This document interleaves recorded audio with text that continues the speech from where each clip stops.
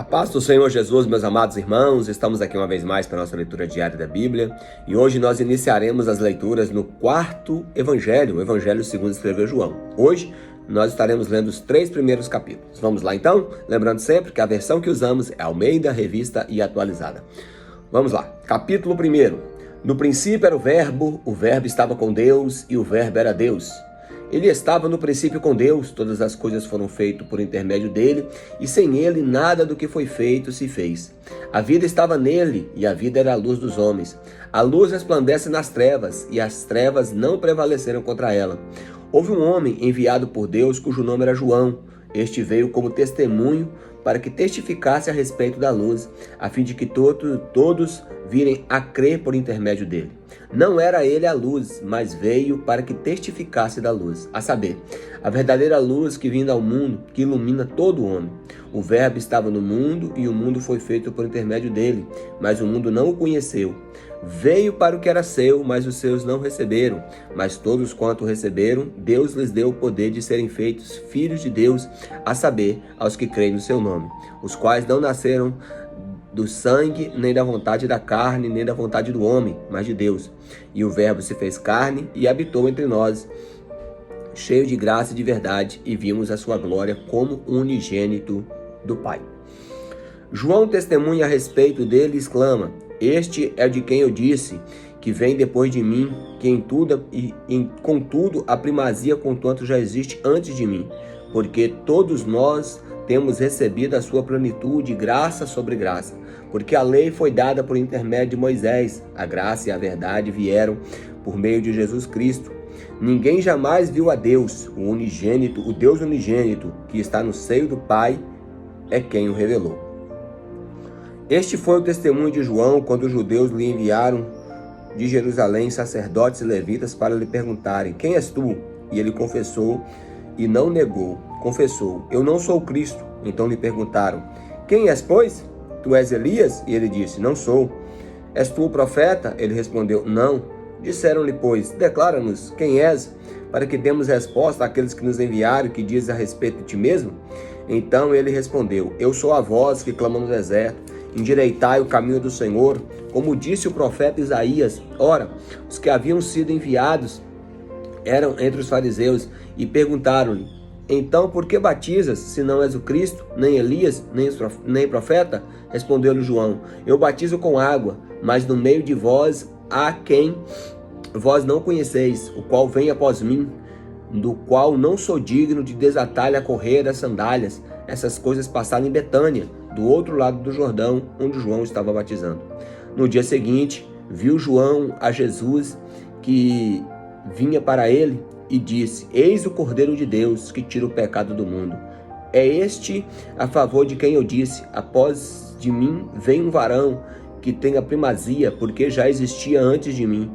Eu mesmo não o conhecia, mas a fim de que ele fosse manifestado a Israel, vim por isso batizando com água.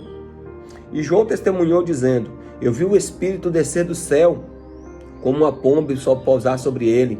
Eu não conhecia aquele, porém, que me enviou a batizar com água me disse: Aquele sobre quem vires descer e pousar o Espírito, é este que batiza com o Espírito Santo. Pois eu de fato vi e tenho testificado que ele é o Filho de Deus.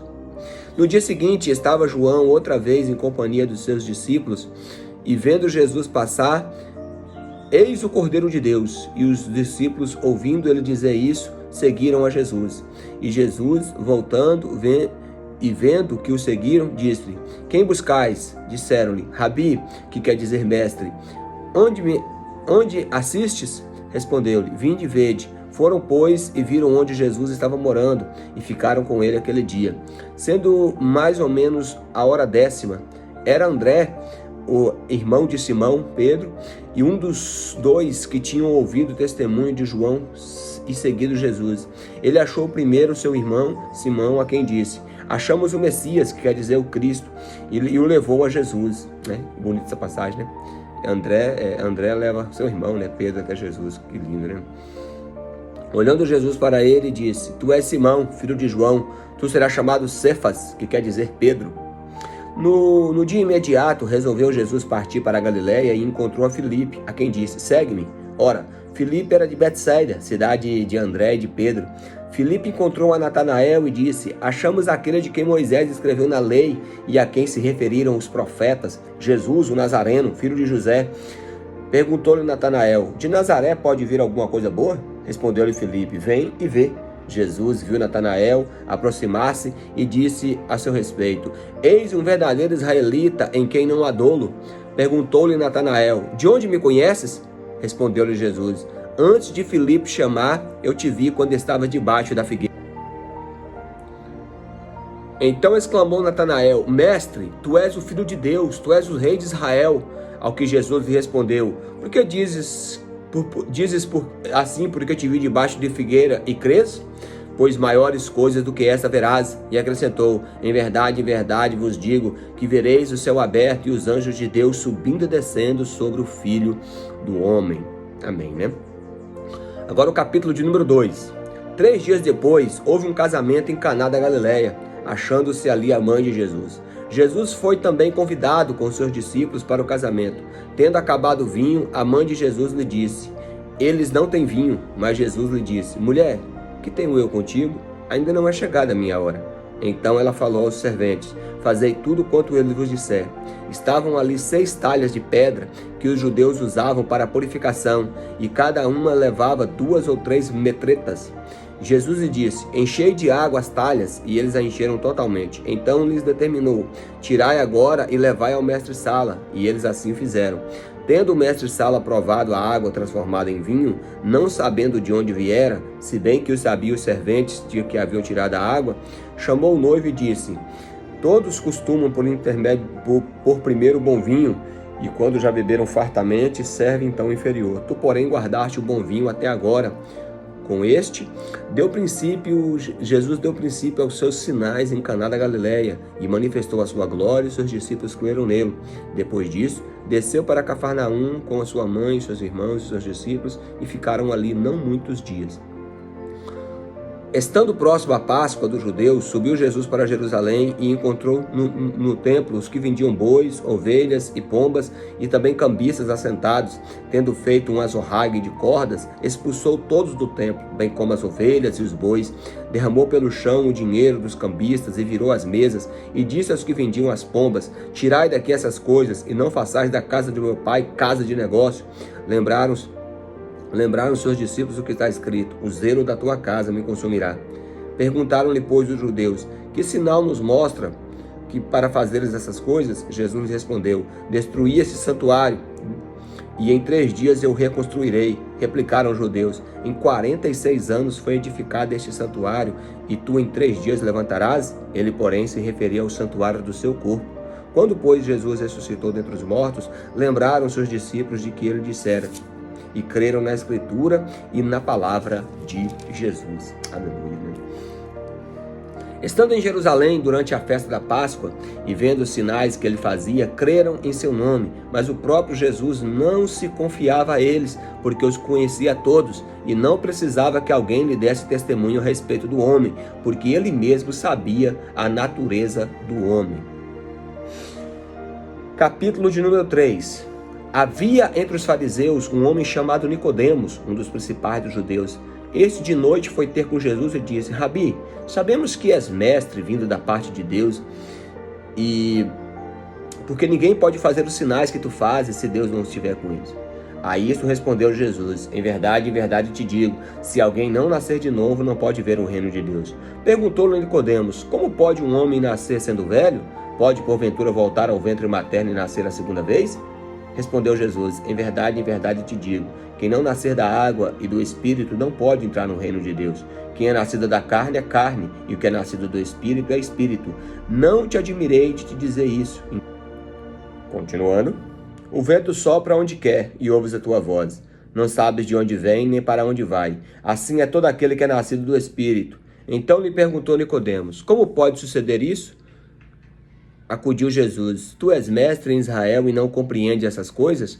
Em verdade te digo que nós dizemos, que nós dizemos o que testificamos e o que temos visto, contudo não aceitais o nosso testemunho.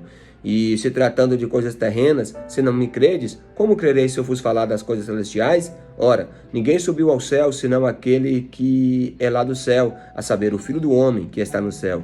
De modo que, assim como Moisés levantou a serpente no deserto, assim também importa que o Filho do Homem também seja levantado, para que todo aquele que nele crê tenha a vida eterna. Porque Deus amou o mundo de tal maneira que deu seu Filho unigênito, para que todo aquele que nele crê não pereça, mas tenha a vida eterna.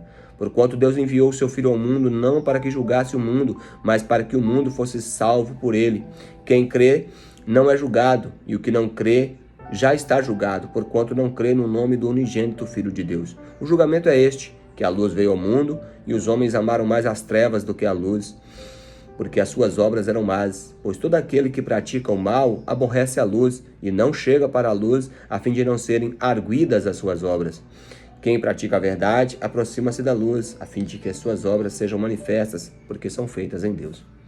Depois disso, foi Jesus com seus discípulos à terra da Judéia, e ali permaneceu com eles e batizava. Ora, João estava também batizando em Enom, perto de Salim, porque havia ali muitas águas, para lá concorria todo o povo e era batizado, pois João ainda não tinha sido encarcerado. Ora, entre os discípulos de João e um